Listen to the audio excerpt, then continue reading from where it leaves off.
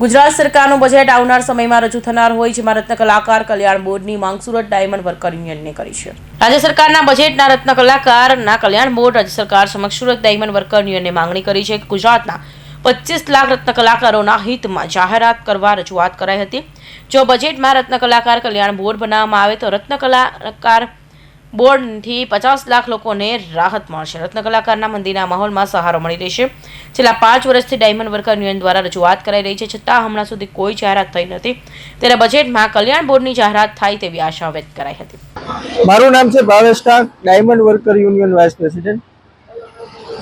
ગુજરાતના રત્ન કલાકારો માટે આવનારા 2026ની બજેટની અંદર રત્ન કલાકાર કલ્યાણ બોર્ડની જરૂર શું કામ, આ સૌથી મોટો પ્રશ્ન આજે તમામ લોકોને થઈ રહ્યો છે। ત્યારે એની સ્પષ્ટતા કરીએ તો રત્ન કલાકારને જેવી રીતે બાંધકામ શ્રમિકને જે લાભ મળે છે, એવી જ રીતે રત્ન કલાકાર કલ્યાણ બોર્ડના માધ્યમથી રત્ન કલાકારોને લાભ મળે, હોમ લોન સસ્તી મળે, પ્રધાનમંત્રી આવાસ યોજના, મુખ્યમંત્રી આવાસ યોજનાનો લાભ આ બોર્ડના માધ્યમથી મળે, આરોગ્યની સુવિધાઓ આ બોર્ડના માધ્યમથી મળે।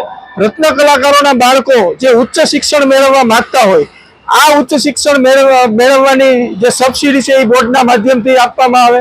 રત્ન કલાકારોને સ્કિલ ડેવલપ કરવી હોય તો આ સ્કિલ ડેવલપની પણ સુવિધાઓ આ બોર્ડના માધ્યમથી મળે। એટલા માટે રત્ન કલાકાર કલ્યાણ બોર્ડની માગણી કરી રહ્યા છીએ, અને આ માગણી છેલ્લા 5 વર્ષથી ડાયમંડ વર્કર યુનિયન કરતું આવ્યું છે।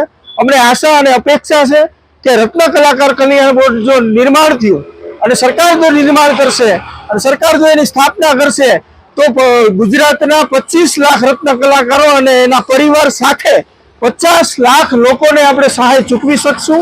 અને આ બોર્ડની અંદર જનપ્રતિનિધિ હોય કે પછી ઉદ્યોગકારોના પ્રતિનિધિ હોય અને રત્ન કલાકારોના પ્રતિનિધિને રાખવામાં આવે, જેથી કરી વહીવટાનો પારદર્શક રીતે જળવાઈ રહે। રત્ન કલાકાર કલ્યાણ બોર્ડની સ્થાપના ગુજરાતના રત્ન કલાકારો માટે ખૂબ જરૂરી છે। આવી મંદીની અંદર એને એક સહારો મળી જશે।